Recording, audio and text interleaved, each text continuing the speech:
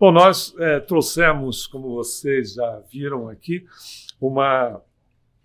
um tema tratando das diversas mediunidades ou diversos instrumentos utilizados pelo Chico, até porque estamos no mês dele, né? No dia 2 próximo passado, ele foi aniversário de nascimento de Francisco Cândido Xavier.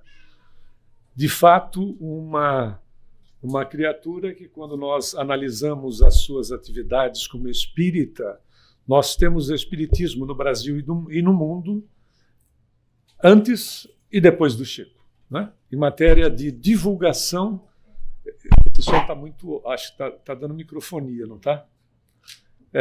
Em matéria de divulgação, é o que nós consideramos. Nós tivemos Kardec como codificador, um trabalho excepcional depois de Dr. Bezerra de Menezes no Brasil, e de outros espíritas, né? Porque não nos cabe citar todos eles, trabalhos fabulosos, mas há um divisor de águas com as atividades desse médium, que nos deixou, no total, mesmo publicado depois da sua partida para a dimensão espiritual, mais 100 livros, completando 525 livros no total. Então, um trabalho, de fato, que ele é mais visto, mas nós trouxemos vários outros tipos da mediunidade dele. Quando falamos de mediunidade, estamos falando de nós mesmos, porque a mediunidade está relacionada com a glândula pineal, né, que já foi classificada como epífise, e o qual se colocavam informações muito simplórias de que ela funcionava, até a sua cristalização, ela funcionava como um mero instrumento de impedimento de manifestação sexual. E aí, na puberdade, quando ela se cristalizava, ela efetivamente perdia as suas funções, não servia mais para nada. Interessante, né? Ter um órgão no corpo que agora já estão pensando em classificá-la como órgão e não mais como pura e simplesmente essa condição de glândula pineal. Para você ter uma ideia da importância. Hoje já se sabe que ela controla o ciclo circadiano, que ela produz melatonina, etc. E no campo espiritual, essa cristalização tem a ver exatamente com o processo da mediunidade, né? Tanto é que estudos feitos pelo Dr. Sérgio Felipe de Oliveira em relação à pineal, que é um dos grandes estudiosos no Brasil sobre essa glândula, ele verificou que quantidade de cristais tem a ver com a capacitação mediúnica do indivíduo. No entanto, então, significa dizer o seguinte: todos nós, por isso que Kardec faz uma colocação no Livro dos Médiuns, todos nós somos mais ou menos médiuns, mas todos nós o somos. Talvez o seu caso, o meu, o caso de outras pessoas, podem não haver na sua programação, na minha, na nossa programação espiritual, a questão de ter a mediunidade de uma maneira mais objetiva, né? Significando dizer que essa objetividade seria psicografia, psicofonia e coisas do gênero, né? Mais objetiva. Mas não significa que não o seja, porque ela funciona para todos nós como um emissor, né? Um gerador de tudo aquilo que nós estamos emitindo, que chamamos de pensamentos. Então, nós temos um gerador, ou seja, uma antena que emite e uma que recebe. Por isso que nós vivemos conectados, conectadas em tempo integral. Ok?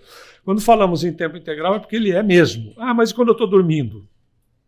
Continua conectado, né? A conexão, ela não se perde. Ela continua acontecendo, cumprindo exatamente os nossos interesses, né? Os interesses, eles não desaparecem porque nós estamos pura e simplesmente no processo do repouso. Veja, essa estrutura está no nosso cérebro físico e está no nosso cérebro perispiritual. É tão interessante notar que tivemos uma informação de uma cirurgia onde foi retirada a glândula, e a pessoa tinha mediunidade da psicografia e, a rigor, ela continuou psicografando. Significa que o espírito procurou, de uma maneira, em utilizar alguma parte do cérebro para que o processo continuasse. Até porque a extração no corpo físico não extraiu no perispírito, né, que continuou intacto. Então é interessante verificar que essa capacitação não é de um ou outro, não existem privilégios. Existem programas reencarnatórios, existe responsabilidade sobre esses programas, que inclui nós termos uma mediunidade, então, no termo já usado, mais efetiva, mais objetiva, ou não necessariamente tanto, ok? Aí nós trouxemos alguns aspectos desse médium, porque não se tem conhecimento no planeta de uma mediunidade tal qual a de Francisco Cândido Xavier, considerado o maior fenômeno mediúnico de todos os tempos, porque Jesus não era médium, né? Já é desenvolvimento do espírito, capacitação do espírito, que todos nós o seremos, significando dizer que um dia todos nós alcançaremos a esfera crística e teremos todo esse desenvolvimento em nós mesmos. Aí ele diz, mas Jesus, como consta no Evangelho segundo o Espiritismo, era médium de Deus. Sim, é verdade, você também o é. Não é verdade? Porque tudo vem do Criador. Pode haver intermediários até chegar em nós, obviamente, né? Faz todo sentido, não é assim? Intermediários até que cheguem em nós, mas a rigor, todos nós, quando fazemos o bem, nós somos médiuns de Deus. Porque Deus é o amor, Deus é o bem. Por isso que o mais importante, Emmanuel vai tratar desse aspecto, através da psicografia do Chico, dizendo que o importante é que nós sejamos médiuns do bem. Sensacional. Intermediários, intermediárias do bem. Ponto. Ele chega, inclusive, a dizer o seguinte, nós já fizemos essa referência aqui.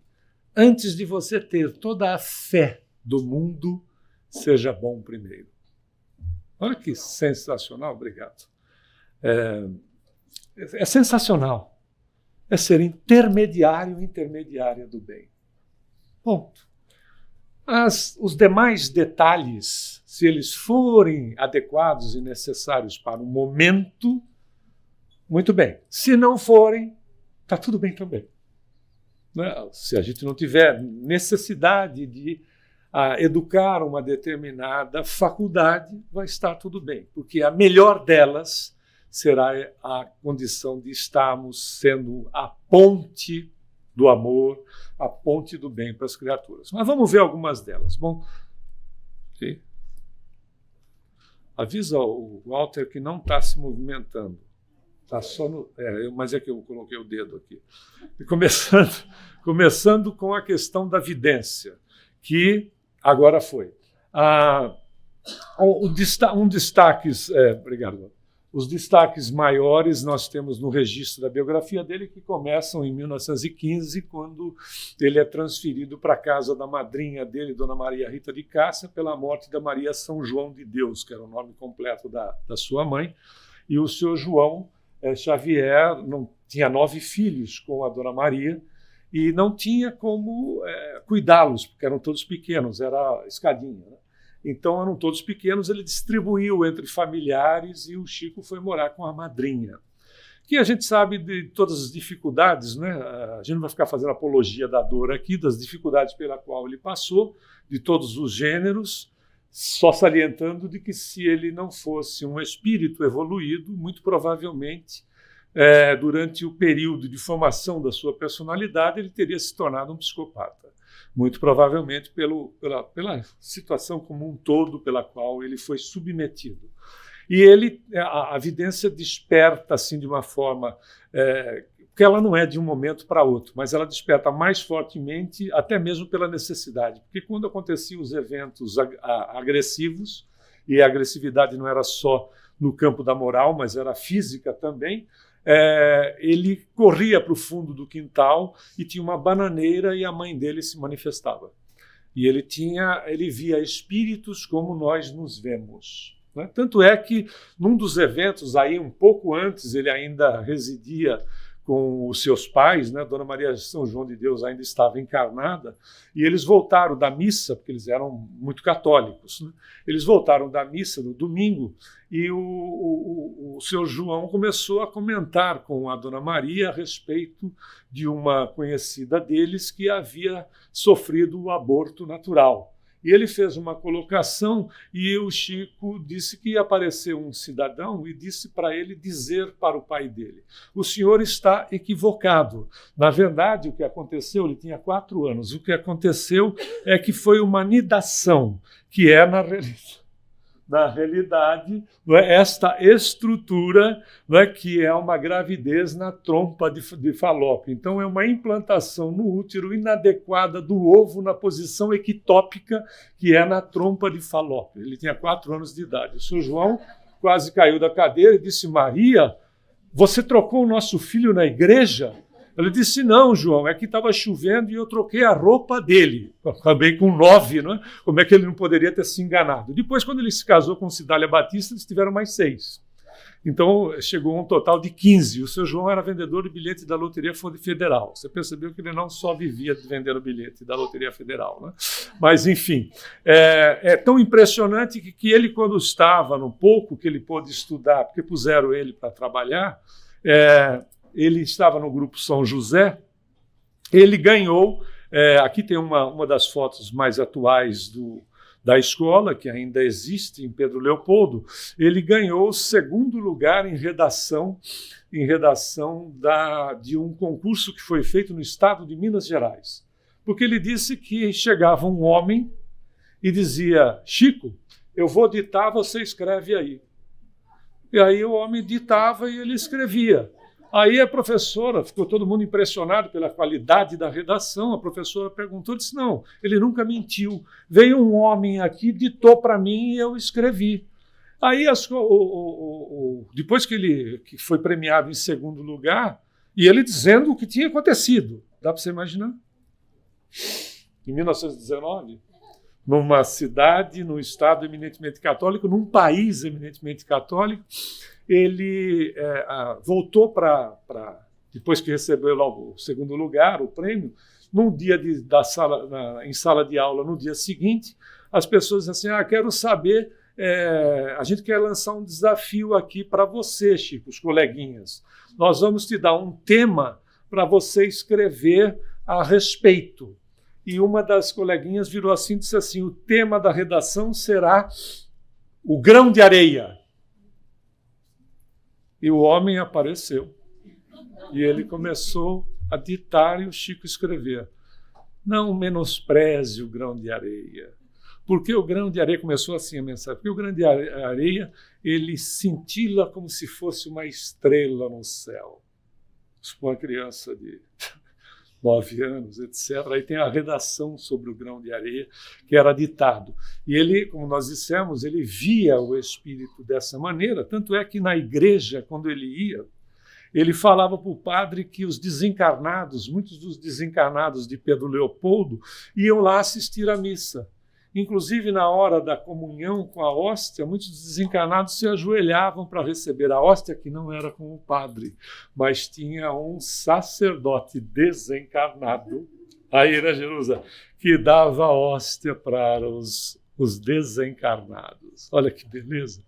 Quer dizer, os seus valores, aqui as suas conquistas, não são desrespeitadas. Elas não são, senão como é que ficariam os nossos irmãos católicos, evangélicos, etc., que não assimilam da maneira que nós assimilamos continuidade da existência, reencarnação e coisa do gênero. Outro detalhe aqui é uma foto dele jovem ainda, em 1925, trabalhando na venda do José Felizardo Sobrinho, que era o padrinho dele, com quem ele residiu, e mais a Dona Maria Rita de Cássia, durante 2 anos na sua infância. E é interessante que, quando terminava o expediente, no trabalho na venda do seu José Felizardo, o seu José Felizardo, no fundo da loja dele, tinha canteiros de alhos.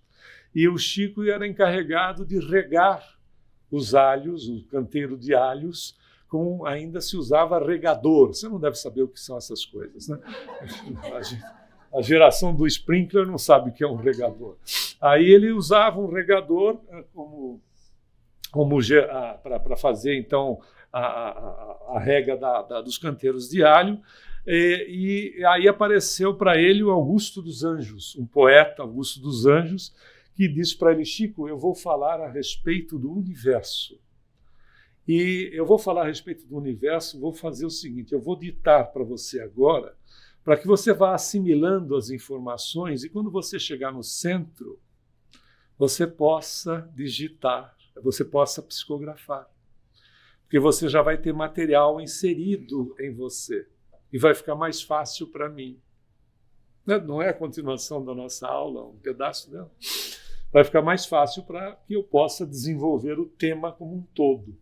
E aí ele começou a ditar para o Chico, e o Chico regando os canteiros de alhos, e ele ditando. Aí ele começou a falar do universo, das belezas, etc., da estrutura científica em determinados aspectos, que o Chico chegou uma hora e disse assim: Seu Augusto, o senhor me desculpe, mas eu não tenho cabeça para tanto. Ele disse: então faz o seguinte, Chico, você registra o que for possível registrar e quando chegar lá na noite no trabalho, você coloca lá no papel o que der, tá bom? Ele falou: tá bom, mas o que o senhor podia esperar de um simples regador de alho, não é verdade? Né? Cada macaco no seu galho. Né? O que você podia esperar mais do que... Veja, uma situação de uma estrutura, imagina, de uma capacidade impressionante, mostrando ao mesmo tempo uma simplicidade para todos nós. Né? É uma vida de exemplos, uma criatura simples, mostrando que o fato de se ser simples não significa que não se seja elevado. Né? É por isso que existem pessoas que esperam determinadas criaturas que mudem o mundo há tanto tempo. Não é? Quando às vezes as criaturas passam mudando, não o mundo, mas mudando a coletividade onde se relacionam de uma maneira muito simples, às vezes dentro da sua família. Se não, às vezes, você mesmo, ou você mesma, não é? Porque para trabalharmos em matéria de mudança de uma sociedade inteira, há que se exercitar na sociedade menor. E às vezes nós temos verdadeiros elementos que são motivadores e prestam à alteração, levando aquela coletividade melhor para pontos mais significativos na vida, e de uma maneira muito simples. Às vezes até em pessoas que tenham essa possibilidade, todos nós já devemos tomar conhecimento, às vezes até a moça que se prestava como profissional dentro do lar, né? E que às vezes eram grandes exemplos de simplicidade, de humildade, de boa vontade, de disposição e coisas do gênero, onde a influência é sutil, mas ela é constante.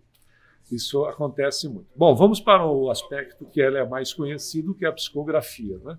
Em 8 de julho de 1927, ele recebe a primeira psicografia no centro com a assinatura de um espírito amigo. Ele tinha mediunidade mecânica. Um dos exemplos foi um coração que ele, numa mensagem de 17 páginas, quando finalizou, ele desenhou um coração com flores ao redor, com o nome do rapaz que havia desencarnado, ou seja, o comunicante, e o nome da mãe. E foi muita emoção, porque a senhora, quando viu, principalmente, né, durante a mensagem toda, mas o final da mensagem, ela tirou de dentro da bolsa a carteira e da carteira um papelzinho e colocou ao lado, aonde o desenho e aquilo que estava contido naquele papelzinho era como se tivesse passado por uma copiadora. Tamanha era a perfeição de um e de outro. A capacidade mediúnica do indivíduo. Nós vamos mostrar coisas mais interessantes, mas é só para dar um esquenta. A capacidade que ele tinha, ou que ele tem, não é? Em relação a esse processo da fidelização daquilo que estava sendo trazido, porque ela disse, quando meu filho desencarnou, foi num sábado à tarde, que ele saiu com um amigo de automóvel e houve uma colisão e os rapazes desencarnaram. E ele passou pela cozinha onde eu estava em casa e falou assim, mãe, eu fiz para você. E deu esse pedacinho de papel, com o coração, o nome dele e o meu, e eu coloquei na minha carteira e nem meu marido sabia da existência dele. Olha que fantástico a capacidade, não é, de transmitir aquilo que estava na mente do espírito, mas exatamente na mesma proporção, da mesma maneira. Em 31 ele já vai lançar o primeiro livro, que ele psicografa Casimiro Cunha, e em 32, aliás, ele lança o Parnaso de Além Túmulo. Não tinha conhecimento da língua inglesa, no entanto, psicografou, um dos exemplos é uma psicografia em inglês que é conhecida como especular. É especular porque se lê com o espelho, né? Se coloca o espelho aqui para que você possa ler.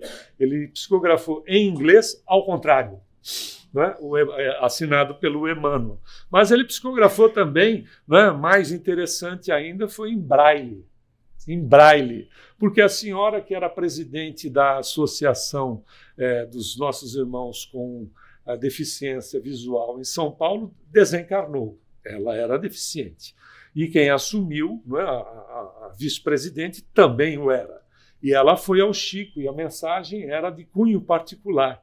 E para não ser lida em público, e obviamente para que a vice-presidente pudesse ler, foi psicografada em braille.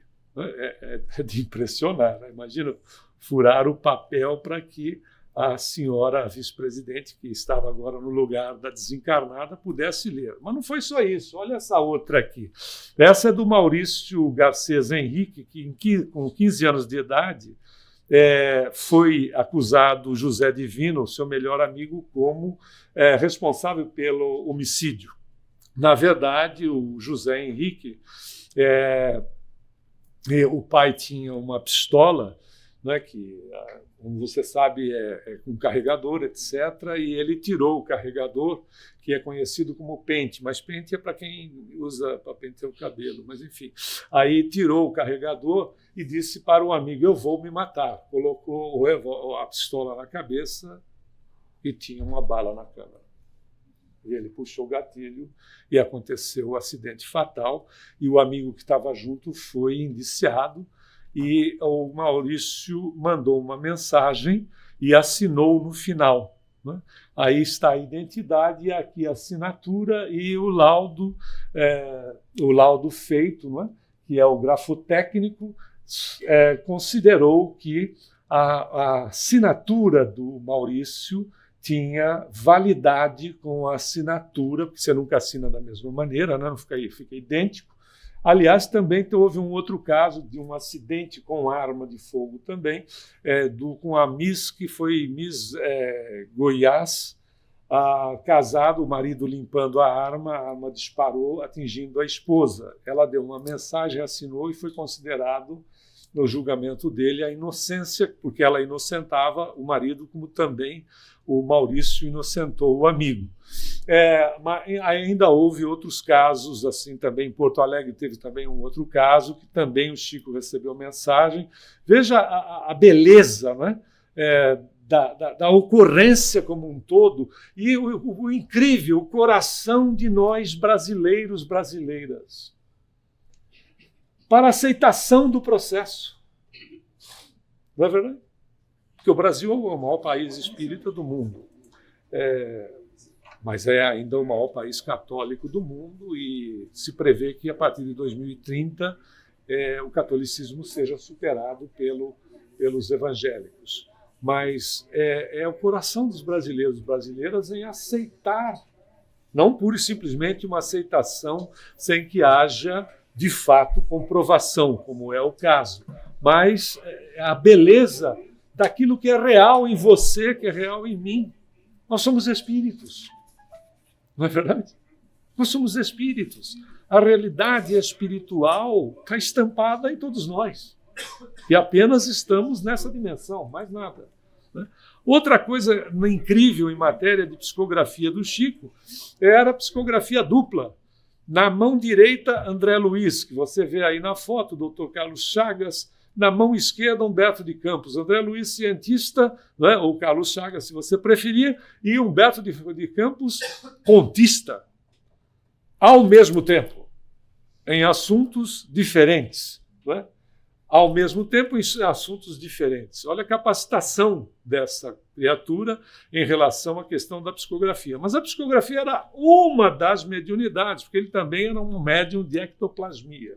Aqui nós vemos ele participando de uma atividade com o Peixotinho exalando o ectoplasma em estado visível, e a irmã Josefa se materializando atrás, se revestindo desse material, se materializando atrás. Mas tem coisa mais significativa, que é a Irma de Castro Rocha, conhecida como Meimei, que era um tratamento íntimo entre ela e o Arnaldo Rocha, seu marido, que em mandarim quer dizer amor puro. Esta é uma materialização através da mediunidade de Chico, uma materialização conhecida como luminosa. Todo o ambiente é escurecido e o espírito se apresenta desta maneira, né, iluminando o ambiente como se fosse a luz da lua, né, onde o centro de força cardíaco, né, demonstrando que a criatura ama muito, emite luz além das mãos. E com as mãos, ela, através desse momento, ela dá um verdadeiro passe em todas as pessoas. Um outro também muito interessante é o próprio mentor dele, Emmanuel, que foi o senador Públio Lentulus. Aqui no verso da foto tem, inclusive, a assinatura confirmando a materialização. Lamentavelmente, a qualidade do material, das fotos, das câmeras que existiam, eram muito inferiores ao que nós temos conhecimento. Então, não tem uma beleza daquilo que se apresentava, porque todo o tórax de Emmanuel aqui, se apresentando como Públio Lentulus, ou o senador romano, segurando uma tocha, uma espécie de uma tocha, né, com alta luminosidade, todo o tórax é repleto de estrelas, onde se destaca o Cruzeiro do Sul numa foto que compromete muito, mas também uma materialização luminosa de um espírito que se materializa, todos nós veríamos, não é uma questão de vidência, porque o Chico tinha, como falamos, uma vidência onde até ele ter o hábito, se acostumar com essa capacitação, ele perguntava para a pessoa, você está encarnado ou desencarnado? Porque ele conversava com o desencarnado como ele estava vendo um encarnado. Então, às vezes, ele perguntava. Aliás, se você quiser, tem um filme muito interessante do Russell Crowe, que se chama Uma Mente Brilhante, que é a história um pedacinho da história da biografia de John Nash, que já desencarnou faz alguns anos, e que é um prêmio Nobel. Na realidade, você vê ele sendo tratado através da psiquiatria pura e simples, aonde o John Nash via espíritos como ele via pessoas. Tanto é que a realidade era tamanha e a confusão que ele fazia era tamanha que ele acabou sendo submetido a tratamentos ainda na época com eletrochoque e coisa do gênero. Se você não viu, vale a pena vendo por um outro ângulo, porque mesmo na hora que ele recebe o prêmio Nobel, que ele sai do ambiente, ele continua vendo os espíritos que estão ali. Tanto é que para ele conversar com as pessoas, quando ele era abordado, ele perguntava para outra pessoa que estava do lado, você está vendo ele ou ela? Estou vendo. Então aí ele conversava. Imagina. Não sei se o Divaldo chega nesse nível, mas... é? Eu não sabia, mas eu não vi o filme dele. Mas o fato é que, você imaginou que situação, num ambiente que as pessoas não aceitam, às vezes até mesmo dentro de casa, que era o caso, por exemplo, o seu próprio João tinha problemas sérios, não de contrário ao Chico, mas de entender o processo.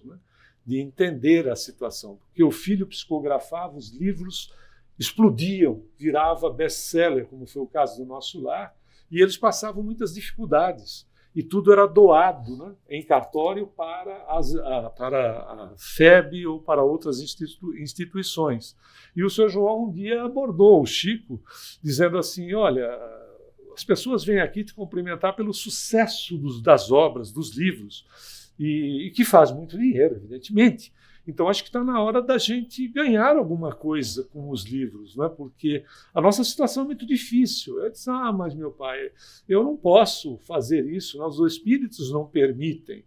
Aí ele disse, para você ver como é que são as coisas, Chico, olha o nome desse pessoal. Esse cidadão, em vez de escrever Manuel, escreve Emanuel. Esse pessoal é tudo do Egito Antigo. Eles não sabem o preço do arroz, feijão, coisa do gênero. Não tinha rádio para eles ouvirem. Eles não sabem das dificuldades, percebe? Tinha uma limitação, mas o Chico diz, mas ele era muito bom. Né? E aí, ao mesmo tempo que ele fazia uma colocação dessa, ele dizia assim, não fica triste comigo, não. Continua com os seus livros. Veja como eram espíritos, né? Já preparados para aceitar a situação, porque viviam numa situação muito difícil. Outro aspecto era a ectoplasmia dele no Evangelho no Lar. O Evangelho no Lar que nós fazemos e colocamos as garrafas, né, ou a garrafa de água, ou seja lá a jarra, né, eu já vi um cidadão recomendar que quando você coloca a jarra, botar um pires em cima, porque assim, se tiver espírito obsessor, ele não consegue levantar o pires para jogar fluido negativo lá dentro, entendeu? Aí você bota o pires, o obsessor não consegue. Pois é, ai meu Deus, como se não fosse em outra dimensão que o fluido é atuado na água, que às vezes você que faz o Evangelho no Lar já deve ter percebido que às vezes você bota a água natural, ela fica como se estivesse meio gaseificada. Outras pessoas dizem, olha, tem sabor, às vezes de medicação ou de alguma erva, né? Isso não é incomum às pessoas. Se o seu não faz isso,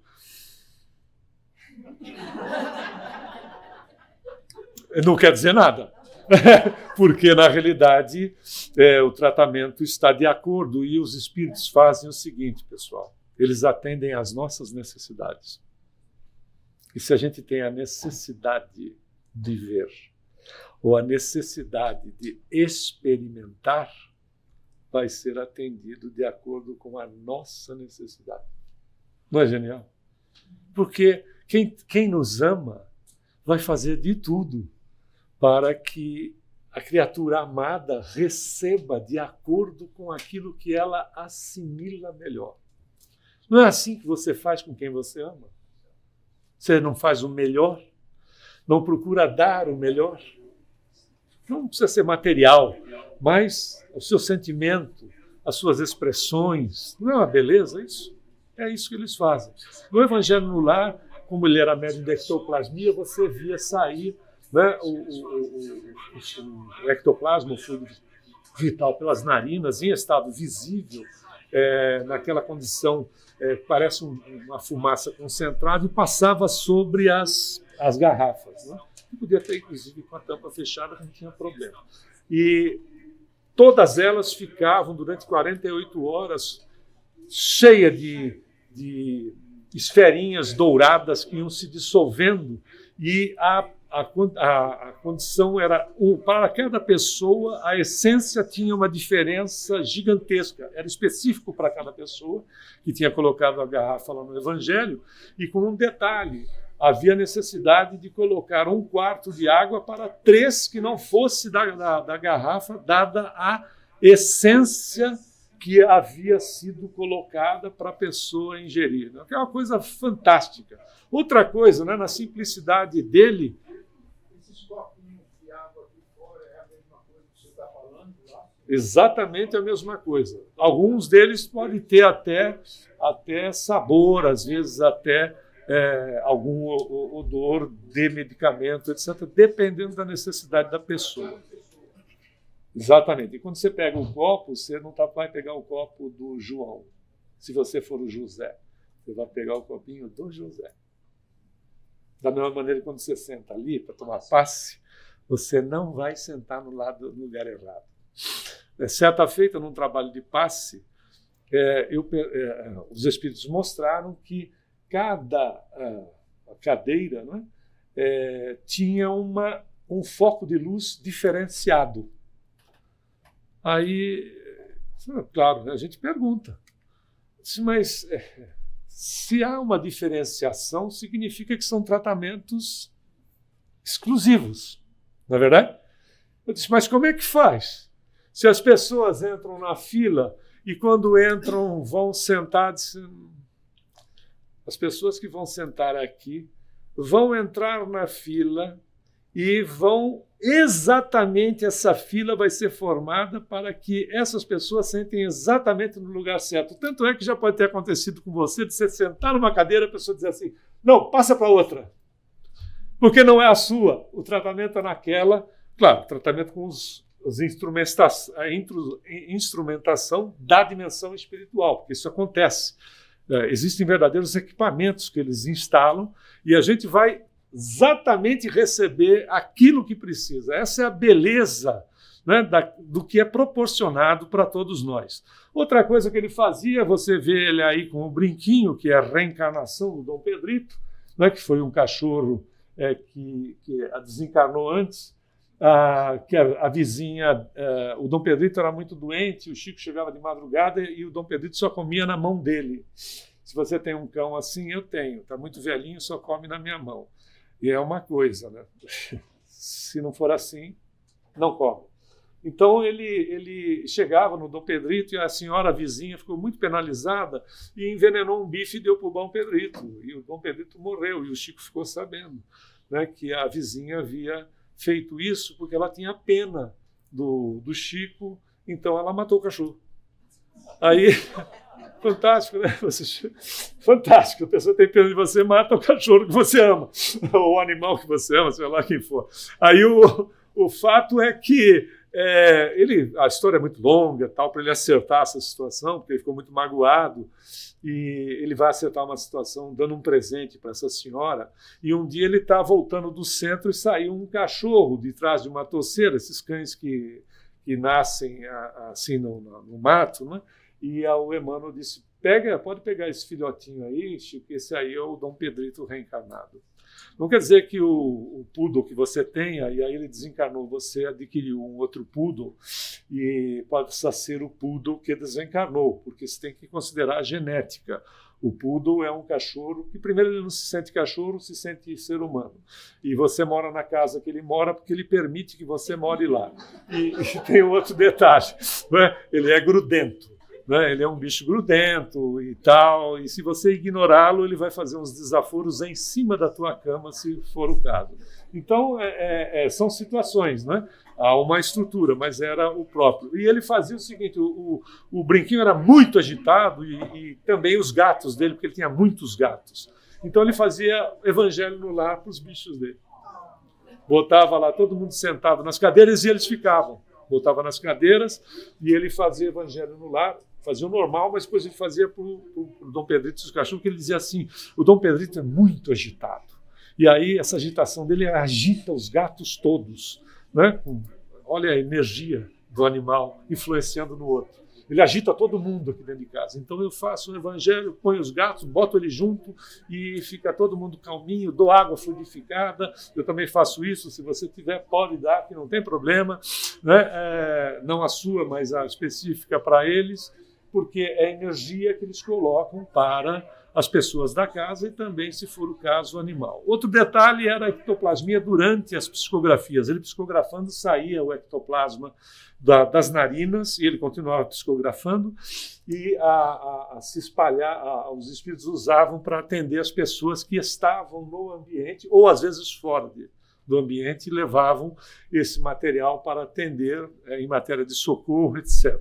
Era também um médium psicofônico, onde a psicofonia dele era impressionante, porque ele não só psicografou, como ele também foi psicofônico em várias línguas que ele não dominava, em holandês, em árabe, em inglês, em alemão, etc. E até nós vimos aí psicografia em braille, não é verdade? E outra coisa interessante, não é? Havia uma assessoria, tanto é que no programa Pinga Fogo, o pai de uma amiga nossa tirou essa foto em 1971 e levou para o Chico, e o Chico disse, que fantástico, a máquina registrou o nosso Emmanuel. Olha o Emmanuel aqui. A máquina captou o espírito. Interessante, né? Lembra do perispírito material?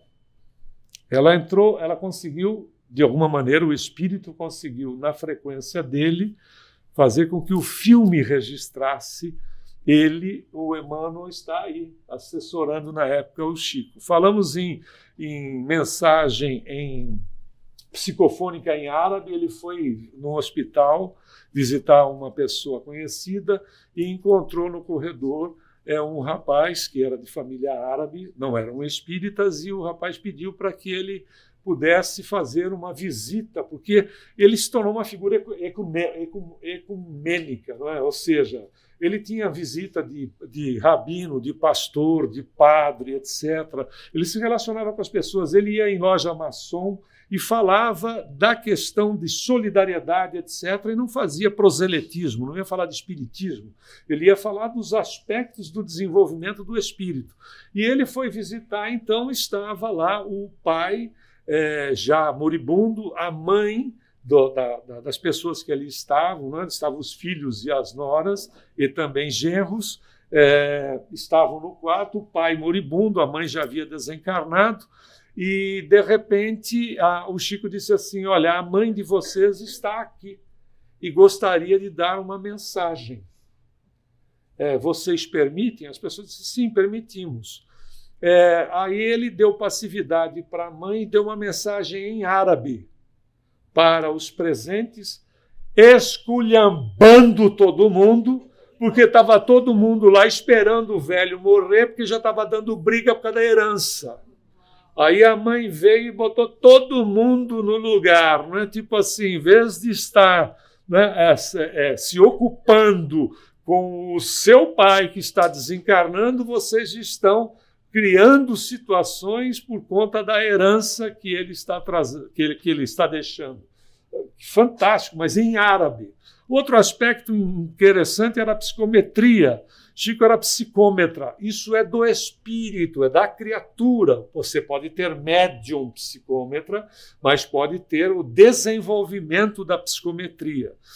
Psicometria, ele tocar em um lugar, não necessariamente há necessidade de toque em peça, pode entrar no ambiente e é como se você fizesse uma viagem no tempo. Você passa a ver o ambiente do que foi, ou através do toque em um pedacinho de um objeto, ver todo o processo por onde esse objeto transitou, onde ele esteve, com quem esteve, coisas do gênero. Porque tudo que nós fazemos, que nós pensamos, seja no nível que for, está registrado. Tudo. Primeiro, o registro está em nós mesmos, no nosso inconsciente profundo, né? Porque somos nós, tudo em nós. E também está registrado em determinados locais no universo. Por isso que o seu mentor e a sua mentora puxa a sua capivara, conhecido como ficha, e diz, não é bem assim. Não é do jeito que você está falando. Ou então a gente mergulha em nós mesmos e sente. Quando a gente mergulha em nós mesmos, sente isso assim. Estou percebendo que eu não deveria me envolver com isso. Não é? Às vezes é um mergulho nas nossas próprias experiências de outras existências. A sua psicometria era tamanha que aqui está ele respondendo cartas que eram aos milhares que recebia, e ele respondia a carta sem abrir. Ele tocava no envelope, e quem era o remetente era o José, mas o problema estava com a Dona Maria, que o José estava pedindo algo para a Dona Maria, ele dizia assim: a Dona Maria precisa da nossa ajuda. Respondia para a Dona Maria. E botava de volta para o remetente, que era o José. Dar livro para ele não tinha graça nenhuma. Porque você dava o livro, ele tocava e dizia: já li. E te contava o livro até de trás para frente. Incrível, né? Parece ficção científica. Já viu o robozinho que faz assim e registra? Essa capacidade é de cada um de nós. Um dia nós teremos a absorção do conhecimento, talvez não mais existindo a necessidade do toque físico, mas a absorção do conhecimento pelo simples fato de estar. Querem ver? Jesus, eu e o Pai somos um. Ele não perdoa a individualidade, ele significa que ele está ligado na mente cósmica. O que significa? O que passa na mente divina é absorvido por ele. A gente não tem ideia de quem passou pelo planeta, não é verdade? Quando a gente se refere a Jesus. Eu não tenho ideia. Já imaginou que se passa na mente divina, passa na sua? De forma consciente, que é diferente. É consciente. Os registros são feitos de forma consciente. Querem ver? O seu cérebro, o meu, o nosso, estão registrando determinadas situações que a gente não coloca para nível consciente, porque não tem importância. Mas se você parar, você vai ouvir que há um ar-condicionado funcionando. Então, agora você deu atenção. Quando nós tivermos capacidade, todos os registros daquilo que está na mente divina estará na nossa. Que é algo impressionante, né? Não é o caso, vamos voltar aqui para o caso do Chico, que também na área de assistência espiritual, ele atendia a espíritos desencarnados que iam pedir assistência para ele. Nós citamos aqui durante a aula, vou repetir para muitas pessoas não estavam, que ele aos domingos ele ia ao cemitério, no domingo à tarde. Ele ia ao cemitério, mas ele não tinha familiar dele desencarnado lá, sepultado lá. Ele ia lá para atender as entidades que desencarnadas estavam fora do corpo, mas não tinham noção do que tinha acontecido, então ele atendia as entidades. Ele se sentava num banco, as entidades vinham falar com ele. Olha que coisa fantástica, você sentar na sua casa e vem os espíritos falar com você. E você vai encaminhando os espíritos. Não é bacana? Principalmente à noite, quando você né? Quer dizer, começa a chegar, aí a gente vai encaminhando. Puxa, isso é uma coisa... Olha que coisa impressionante, né? Nós somos espíritas e às vezes temos medo de espíritos. E às vezes eu já cheguei a falar com a pessoa, o ente querido desencarnou, eu disse, mas ele tem possibilidade de aparecer para você. Você o ama. Não, mas eu não quero ver. Sim, mas você não ama? Eu amo, mas eu não quero ver. Mas, meu querido, não faz sentido. Se você ama, a criatura se apresente para você. Olha a prova da continuidade desse amor, não é? Do sentimento que ele dá continuidade. Mas vamos dar continuidade aqui. Outro aspecto eram os trabalhos com o Dr. Bezerra de Menezes, que era receituário de homeopatia. Não sei se vocês conheciam esses detalhes. A gente queria trazer isso porque o Chico não era só aquilo, um médium. Mediunidade fazia parte da vida dele, mas ele não era um médium puro e simples 24 horas por dia. Mas uma série de outros detalhes, lamentavelmente, ele não foi estudado no nível que a gente precisaria, concorda? Porque é de uma riqueza impressionante.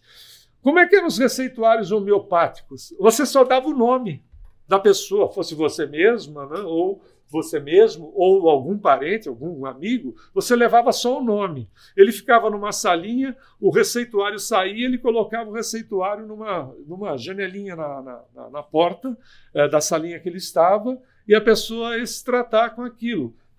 Às vezes coisas impressionantes, não é? Que a própria receita virava um remédio, a receita não dele, mas do médico, não é? Como aconteceu em várias situações, mas uma senhora trouxe uma Ele perguntou a respeito, aquelas filas intermináveis no final do trabalho que se faziam para se despedir dele, uma senhora conhecida dele, numa situação muito simplória, né?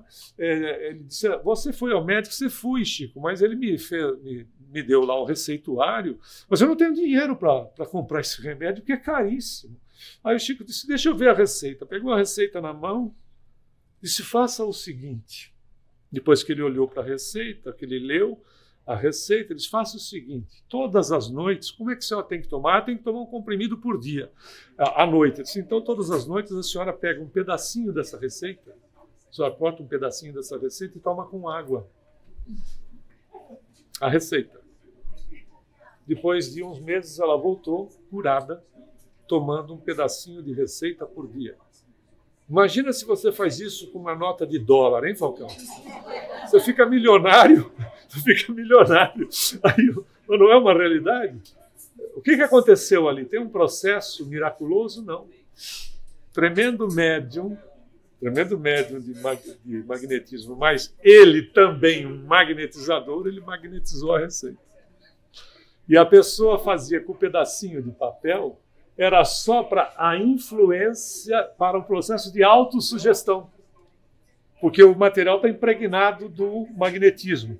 E o pedacinho era autossugestão. Então você toma, é a mesma coisa do placebo e do nocebo. Né? Te dá uma medicação que é pílula de farinha disso aqui resolve. Você toma, resolve. Por quê? Porque a sua mente está focada no processo. Se te deram uma pílula e disser isso aqui é veneno, você toma e desencarna. Não vai dar pílula para marido, esposa, essas coisas, né? Mas desencarna. Por quê? Porque a influência da criatura é nela mesma. Pode acontecer, que é o efeito nocebo, que é uma pílula de farinha que o indivíduo toma para si a relação de que é veneno e a farinha, que não é a farinha, a mente produz o processo de autoenvenenamento. Então, é de impressionar. Outra coisa que impressiona, se você quiser entrar no detalhe, você pega o livro Nos Domínios da Mediunidade e você vai ver a dona Ambrosina. Eu também não sei onde é que o André Luiz arruma esses nomes, mas, enfim, a dona Ambrosina, ele descreve, ele vai num centro espírita, tem a dona Ambrosina, que é uma médium. Ele diz que ele tem, no centro de força coronário, uma coroa invertida.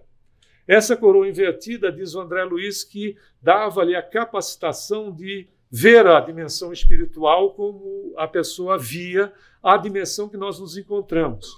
Outros aspectos que eles contam é que o Divaldo também já falou a respeito. Os espíritos botavam um prompt para que fosse lidas as informações, às vezes, da pessoa, do desencarnado, etc. O Divaldo, nas palestras, diz que os espíritos botam um prompt para ele. Porque ele lê, então tem datas, etc. Porque é impressionante, não é? A quantidade de informações que ele dá numa palestra. E essa dona Ambrosina, na realidade, é o Chico.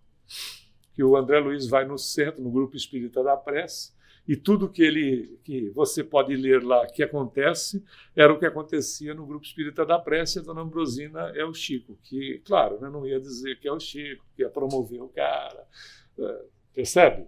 Porque aí você promove o sujeito, e você sabe que nós espíritas somos muito exigentes, né?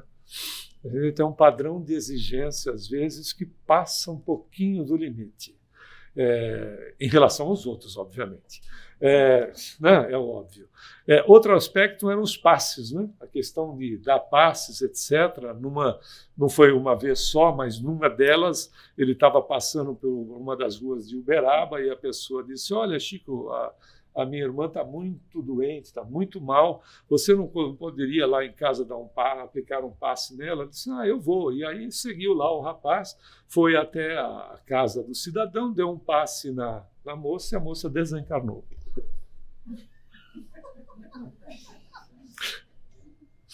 Você vai tomar passe hoje? Aí, enfim, não se preocupe, domingo não é dia de desencarno. Aí, segunda-feira, sim. É que é uma dieta. Mas o fato era o melhor para a pessoa.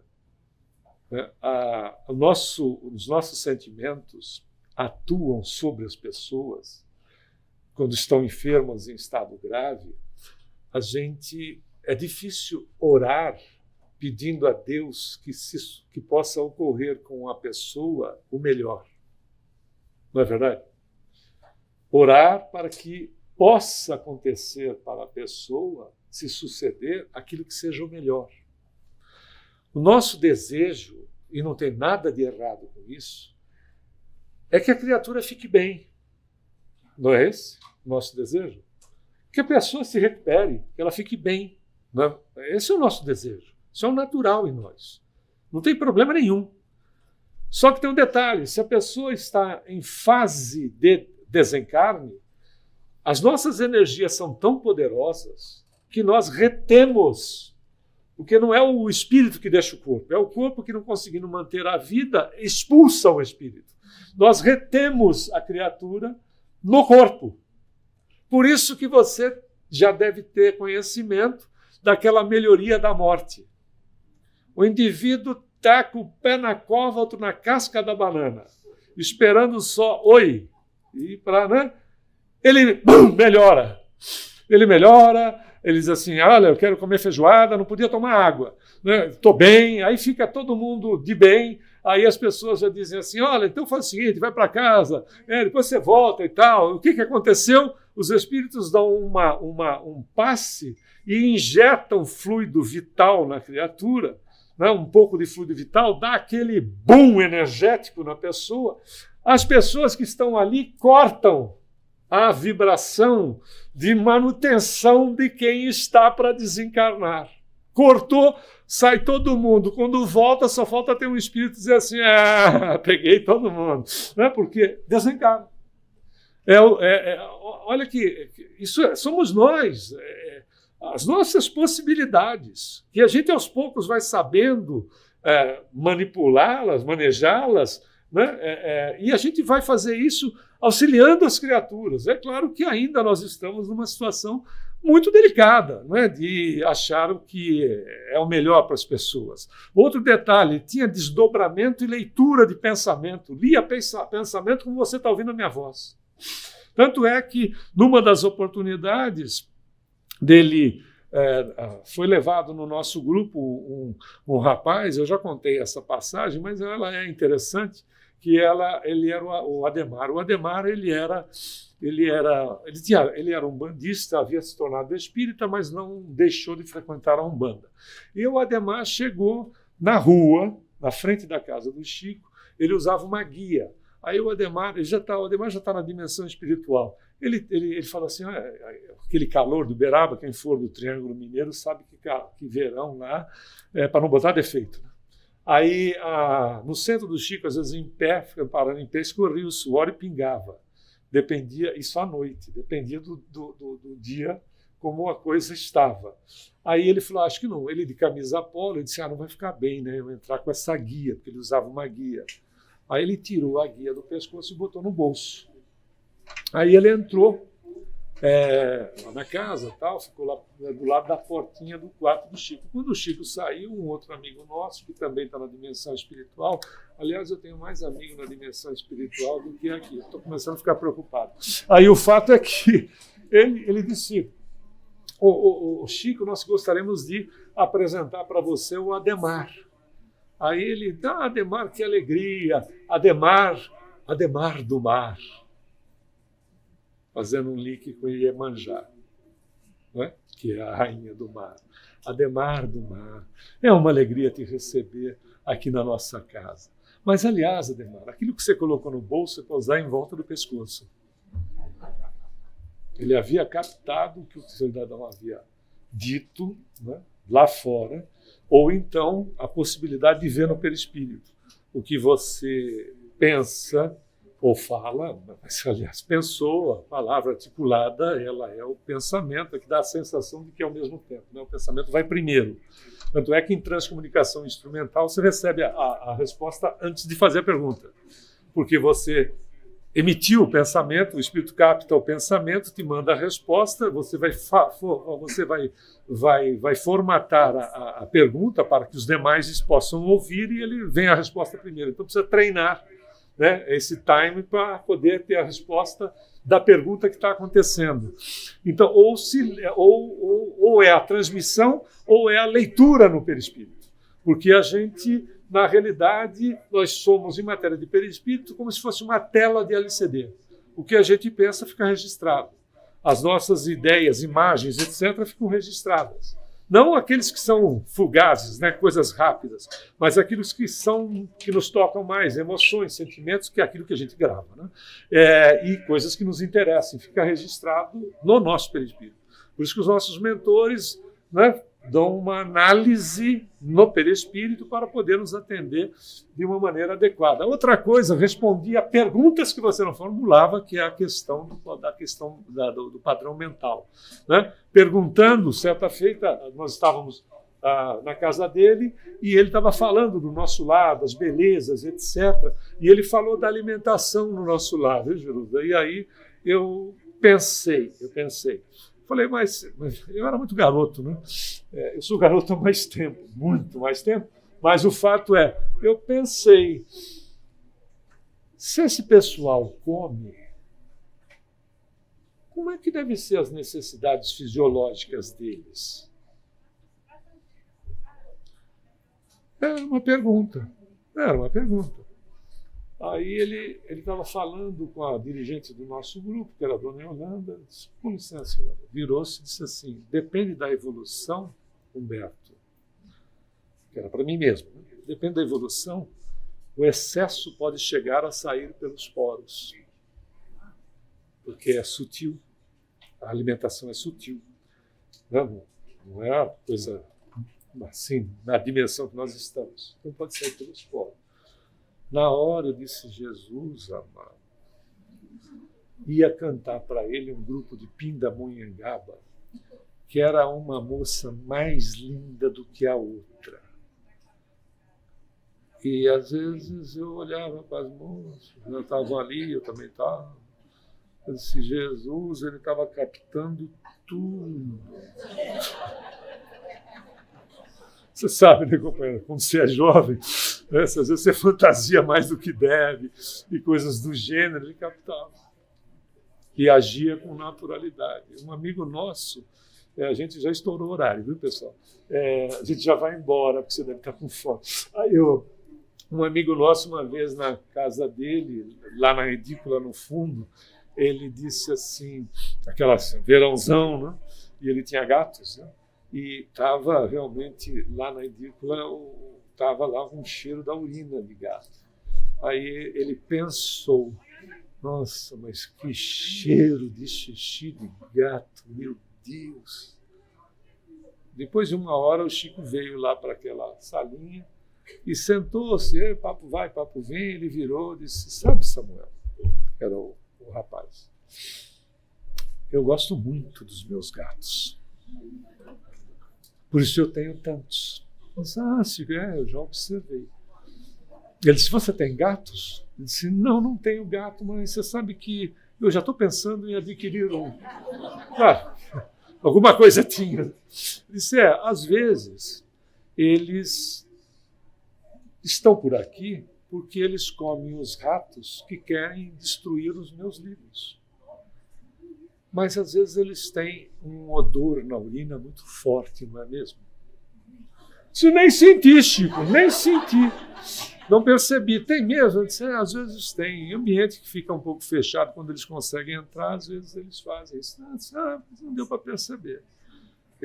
Ou seja, ele havia captado o que o indivíduo havia pensado sobre a questão do desconforto em relação... Você tem que amar muito.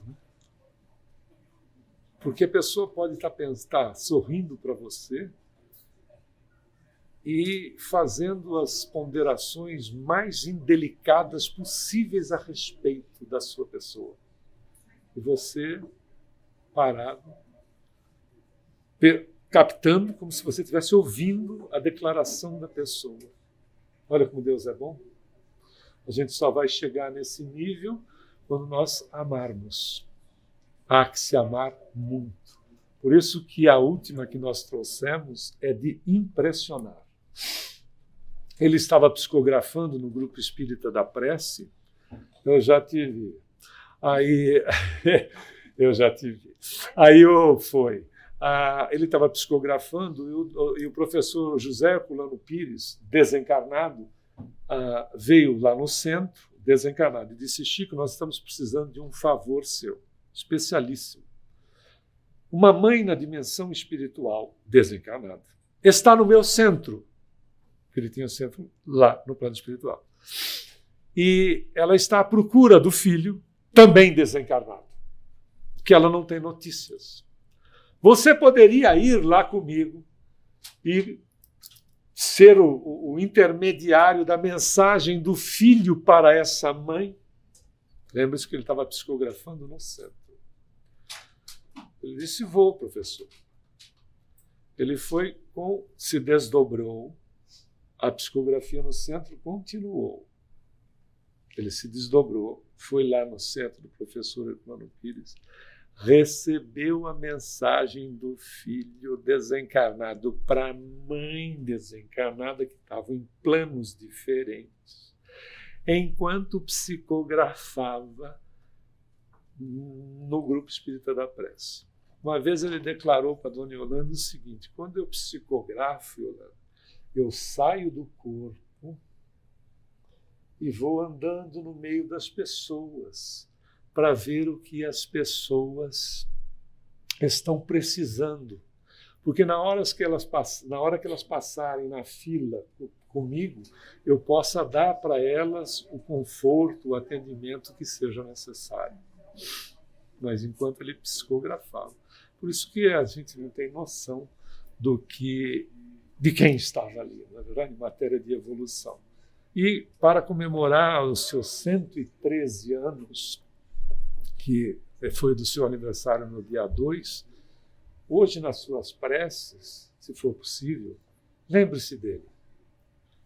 Porque, pessoal, ele nunca pediu nada para ninguém e deu a sua vida toda em favor de nós, do nosso esclarecimento e da nossa evolução. Muita paz a todos.